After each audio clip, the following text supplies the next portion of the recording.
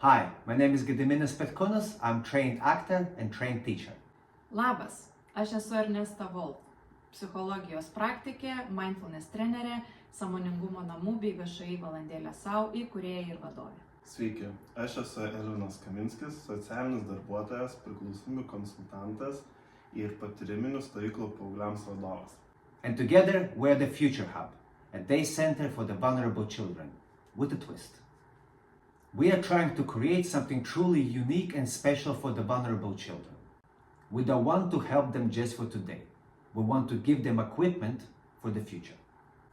Beveik 2 metus dirbu psichologo asistente mokykloje ir tikrai matau daug vaikų, kuriems nėra duota užtektinai meilės, dėmesio, kurie neturi pakankamai galimybių.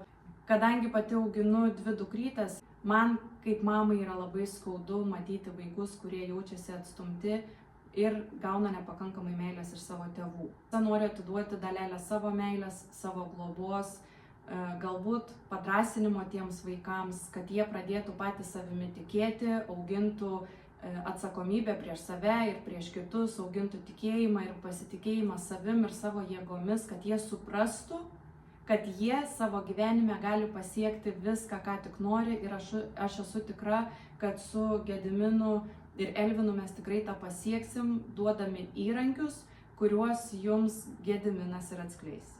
Well, what tools we're going to give them for the future? It goes in 3 parts. Part number 1, education. STEM learning, AI tools exploration, immersive learning using VR, software exploration, to give the knowledge that will help them in the future career. Part number 2, creativity, games, performing arts, art and crafts, to boost their confidence. Part number 3, mindfulness, meditation, positive mindset, and philosophy, being in the moment, to teach them how to stay motivated and grow within themselves.